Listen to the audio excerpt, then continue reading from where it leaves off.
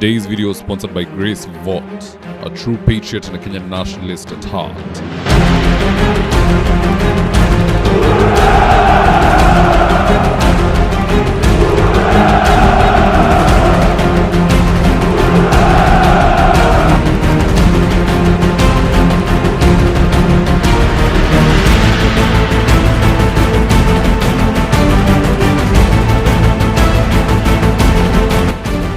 Stand by for debrief in 3, 2, 1.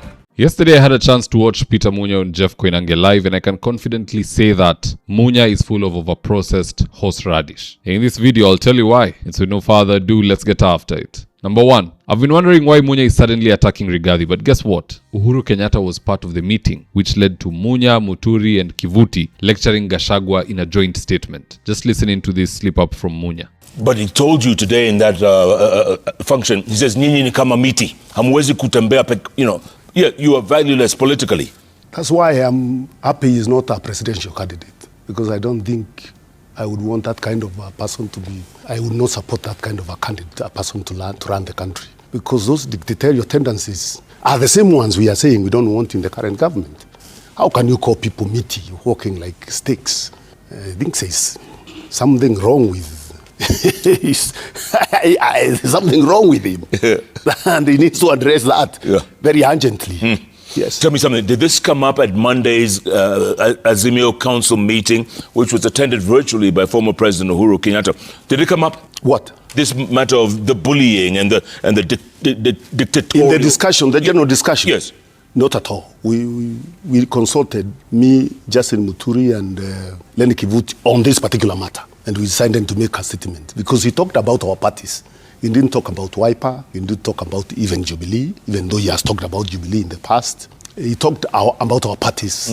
DP, PNU, the Mbas party. Mbas, yes. And another party led by Kawira. So we consulted and said we needed to make a statement. Hold on. Let's do the math. So Uhuru Kenyatta joined Munya and others for the meeting virtually. Na baada ya hapo tukapata hiyo joint statement wakikashifu Gachagua. And yesterday Kibagendi, Senator Nyoka, because ana msimamo, and Fred Matiang'i were in Kisii insulting Rigathi Gachagua. I've played for you the video in the previous video. If you haven't heard it, you can go check it there, ndo tusipewe wengine consumer fatigue. But all those are Uhuru's boys. All of them. Why are they suddenly attacking Gachagua? Shida ya Uhuru na Gachagua ni nini? You know, I'm starting to think Uhuru might just be working to re-elect Ruto. In 2027, I'm so convinced Uhuru is going to be a key player. A key player in the re-election of Ruto ama kutimuliwa kwa Ruto. Kwa sasa ndo siko sure, but it's looking very fishy. How is Matiang'i there on top of a vehicle, Kibagendi akitusi Gachagua? Na lecture? How is he also just hanging around Onyonka akitusi Gachagua? Why is he tuning in virtually to a meeting of Kivuti, Munya na huyo mwingine Muturi? And then they leave there and they go and do a joint statement against Gachagua. I think Uhuru could very easily taint his legacy. He's not the best president we've had by all means. But if he's part of the cabal that will help Ruto come back to power, people will not forget that. They will not forget that. Number 2, Jeff Koinange asked Munya the all-important question. Why are you lecturing Gachagua in public? Why not talk to him in private? Just listen into this exchange. Have you tried to have a private discussion with Gachagua? Have you tried, rather than airing it in public, have you tried to talk to him privately? Sometimes you you talk to somebody privately and you see it's not happening. It's not changing. You just keep quiet and reaches a point where you feel you must express that publicly. There was a time when he was deputy president. I have never had any issues with him. I've never quarreled with him. In fact, I was one of the best friends of his late brother. I went to visit his brother in hospital in the UK, representing other governors. I was representing governors in the funeral of his brother. Immediately he was elected, he went to Meru. He said, Munya is a Musaliti. He said publicly, Munya is a Musaliti. He needs to walk slowly. I don't know when I had walked very fast, where, and what I was saliting. So was his public outburst because Gachagua had not listened to his grievances, or were those marching orders from Uhuru, or was it because he was called a msaliti? Na hata kwa hiyo point ya msaliti, wewe ukisimama kulecture party leader wa DCP na public fora, si wewe tu ni msaliti? Raila used to maul kigeugeu politicians like Ababu na Mwamba for breakfast. He had very little tolerance for watu ambao wanambetray. Why was no one calling him a dictator with dictatorial tendencies? I think Gachagua needs to deal with Munya. He needs to deal with JB Muturi. Make them obsolete before they make you obsolete. It is you or them. Unajua inafikanga wakati hata kwa vita unaweza kuwa unapigana na mtu juu ya kitu yoyote, sijui mumegongana gari, na ile intensity anakuja nayo inafika mahali you discover I need to get serious. Hapa ni mimi nakufa ama ni huyu? Someone needs to delete the other, and better Gachagua deals with these small headaches than they pile up and they deal with him. Number 3, Munya is so delusional that he thinks PNU is the most popular party in Meru. Just listening to this guy.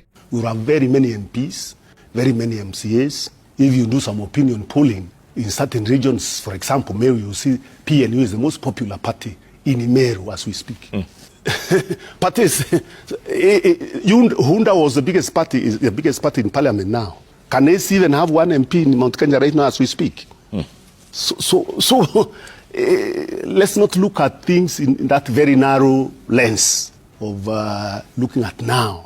Politics keeps developing. So basically the disillusioned Munya wants zoning. He doesn't want DCP in Meru. But here's the shocker for Munya. The people of Meru would rather vote for a Bosco than any PNU candidate. Which is why in Olkalau, your candidate got 28 votes. You equal miujiza. It was all by design. You know, even in life, you will never meet someone doing better than you hating on you. It is always somebody doing worse than you that has something negative to say about you. That is consistent throughout history. Mtu ambaye ako na chama hata ni yeye tu na bibi yake anasikilia mwingine wivu. Why was Gachagua never attacking Munya? Why is Munya attacking him? Why don't billionaires attack people making $500,000? Why are the ones earning $500,000 saying yule wa million alisacrifice mama yake ndo maana walienda ile mazishi? That is why he is rich. No one will hate on you if they are above you. That is the moral of the story. No one will hate on you if they are above you. And if they are doing it, they are beneath you, it's not worth responding. And if you must respond with finality. I just wish Gachagua can finish these obsolete politicians in Mlima Kenya once and for all. Make them have to go back to Ruto. Make them so uncomfortable that they have to go back to Ruto. I would want to see Munya with Ruto. I would want to see Kivitu with Ruto. I would want to see JB Muturi running back to the boss that he ran from in the beginning. Ndo tubaki tukiwa free na watu ambao wako solid. Si kufanya press conference kuongea ujinga kuhusu mtu mumetembea na yeye na ametembea na nyinyi. Be loyal. Anywho, that's just my take on the matter, guys. Do drop me your comments in the comment section below and I'll do best to read them and to give you a response. With that is today's ad of the day. Interior design is one of those things you can't afford to get wrong. So if you're looking for experts to do your gypsum, wainscoting, paintwork, tiles, washrooms and kitchen, reach out to Dhaka Living on 0706 026 218. That's 0706 026 218. If you're here for the first time, please go on and hit the subscribe button. And if you're watching from a different platform, just head on over to YouTube, search for David Wafula. Hit the subscribe button. You're going to be getting a ton of content of this nature. If politics is something you're passionate about, this is definitely the one channel that you really need to subscribe to. Alright guys, adios.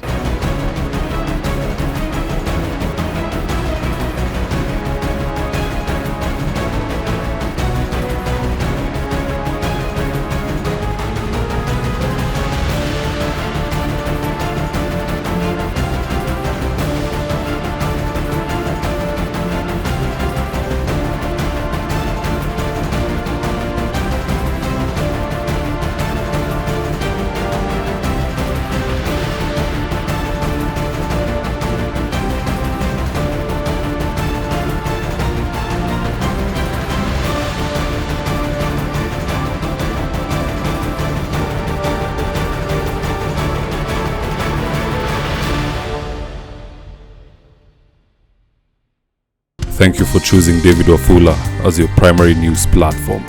We put countless hours in research, recording, and editing.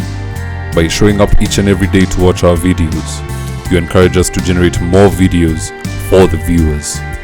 We are on a mission to inform, educate, and build a better tomorrow. To our thousands of followers in a world full of presidents, kings, and queens, you are the real gem. Adios.